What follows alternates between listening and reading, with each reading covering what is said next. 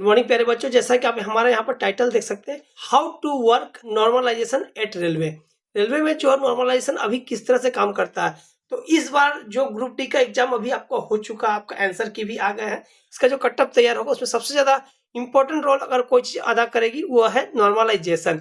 तो इस बार नॉर्मलाइजेशन कैसे होगा, किस तरह से होगा, अपने मार्क्स बढ़ सकते हैं कि आप जिस शिफ्ट में आप एग्जाम दिए हैं उस शिफ्ट में आपका पेपर का लेवल क्या था, या तो हार्ड था, या तो मीडियम था, या तो इजी था। जिस हिसाब से आपका पेपर गया है उसके हिसाब से आपका नॉर्मलाइजेशन होगा। लेकिन इसमें भी आपको एक पेज है। पेज क्या है वो डिपेंड करता है कि आपने जिस शिफ्ट में एग्जाम दिया है उस एग्जाम में कितने बच्चे बैठे हैं और जिस पर्टिकुलर बच्चे का नॉर्मलाइजेशन मार्क्स निकालना है उसने उस शिफ्ट में कितने मार्क्स लाए हैं। यहाँ पर नॉर्मलाइजेशन करने के लिए रेलवे एक चीज निकालती है, उसको कहते हैं परसेंटाइल स्कोर। सबसे पहले आप देख लीजिए कि परसेंटाइल स्कोर होता क्या है। मैं आपको एक स्कोर कार्ड दिखाना चाहता हूँ रेलवे का। आपका रॉ मार्क्स कितना बन रहा है, आप यहाँ पर देख रॉ मार्क आपका जो है 50.333, आपको दशमलव के बाद 5 अंकों तक रेलवे निकालती है। ये आपका 94 पे 6 क्वेश्चन जो आपका इग्नोर किया गया है, लेकिन जैसे ही 100 में जाते हैं तो आपका मार्क्स हो जाता है 53.54।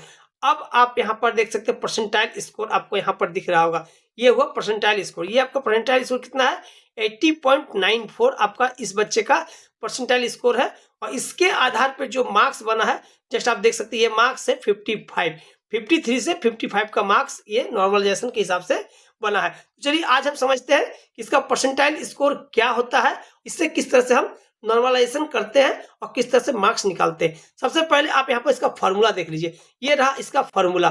पी क्या है, पी है परसेंटाइल स्कोर जो हम निकालने वाले किसी बच्चे का।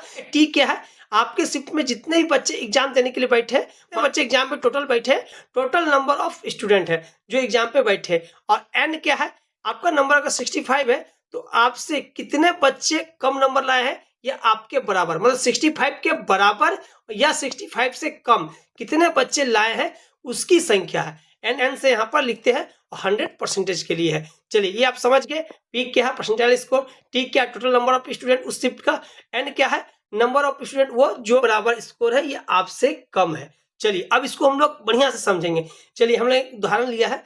मान लीजिए कि किसी शिफ्ट में आपका पेपर जो है कठिन गया है, कठिन गया, उसमें कितने बच्चे एग्जाम दे रहे हैं, 1000 बच्चे एग्जाम दे रहे हैं और आपका नाम राम है, आपका मार्क्स कितना है 70 है। और कितने बच्चे आपका एग्जाम दे रहे हैं, आपका एग्जाम दे रहे हैं 1000 बच्चे। तो चलिए आपका मार्क्स 70 है और आपसे कम या आपके बराबर 900 बच्चे ऐसे हैं जिसका आपसे मार्क्स कम है या आपके बराबर, मतलब आपके मार्क्स 70 है, 70 के बराबर या 70 से कम वाले बच्चों की संख्या कितना है 900 है। तो चलिए हम यहाँ पे ये फॉर्मूला लगाते हैं। पी बराबर क्या है n/t × 100। चलिए पी आपका परसेंटाइल स्कोर जो हमको फाइंड करना है, एन कितना है, T total number of student कितना है हमारा 1000 है, और नंबर ऑफ स्टूडेंट वैसे जिसका आपके बराबर मार्क्स है या आपसे कम है वो कितने हैं, वो यहाँ पर 900 है। चलिए हम यहाँ पर 900 लिख देते हैं। अब गुने कितना है 100 है। चलिए 1020 कितना बच गया 90%।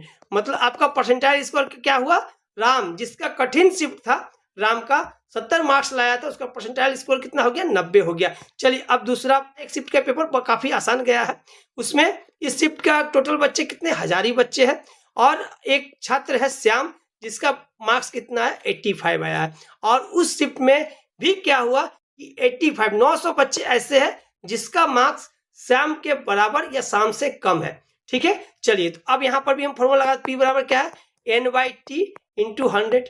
टोटल नंबर ऑफ स्टूडेंट कितना 1000 ही है, यहाँ भी वो बच्चे कितने हैं 85 मार्क्स के बराबर या कम, वो भी 900 ही है। चलिए अब गुने 100 लगा दिए, 1020 बताइए। अब यहाँ भी क्या 90% आ गया। अब आप देखिए यहीं पर हमारा सारा गेम हो जाता है। गेम क्या होता है, राम जो कि 70 मार्क्स लाया था लेकिन इसका परसेंटाइल स्कोर कितना है 90 है, और शाम 85 मार्क्स लाया था उसका भी परसेंटाइल स्कोर कितना है 90 है। राम का 70 बराबर होगा श्याम का 85 के। ये नॉर्मलाइजेशन हो गया। राम का 70 सिंपल वे में समझिए तो यही इसका सिंपल तरीका है। राम का 70 और श्याम का 85 बराबर होगा। अब रेलवे क्या करती है, रेलवे एक बेस शिफ्ट बना लेती है। बेस शिफ्ट मतलब एक ऐसा शिफ्ट लेने की मीडियम रेंज का, इसी शिफ्ट से सभी शिफ्टों की तुलना करके नॉर्मलाइजेशन किया जाता है। श्याम के आपका 85 है, उसका नॉर्मलाइजेशन होने के बाद अगर उसका मार्क्स 87 हो जाता है, तो जस्ट राम का जो मार्क्स आपको यहाँ पर 70 था वो भी आपका नॉर्मलाइज्ड होने के बाद 87 हो जाएगा। मतलब क्या है, ये दोनों का परसेंटाइल स्कोर क्या है, 90% है। परसेंटाइल स्कोर समान होने के कारण दोनों का जो नॉर्मलाइजेशन मार्क्स जो होगा वो बराबर होगा। चलिए, इस हिसाब से राम को क्या फायदा मिला, राम को 17 मार्क्स का फायदा मिला और श्याम को 2 मार्क्स का फायदा आपको यहाँ पर देखने को मिल रहा है। इसी तरह से आपका भी रेलवे में नॉर्मलाइजेशन होने वाला है और इसी पर डिपेंड करता है कि आपको कितने नंबर का फायदा आपको मिलेगा या नॉर्मलाइजेशन के बाद आपके कितने नंबर बढ़ेंगे। इससे पहले वाले वीडियो में कौन कौन से डेट के शिफ्ट जो कठिन थे उसका मैं वीडियो अपने चैनल पर डाल चुका हूं। आप अगर उस वीडियो को देखना चाहें आप हमारे चैनल पर विजिट करके उस वीडियो को देख सकते हैं। चलिए, वीडियो अगर पसंद आई तो लाइक जरूर कीजिएगा, क्योंकि इस तरह के वीडियो बनाने के लिए काफी ज्यादा मेहनत और काफी ज्यादा रिसर्च लगता है। और हमारे साथ जुड़ के रेलवे की तैयारी करने के लिए आप हमारे चैनल को सब्सक्राइब जरूर कर ले।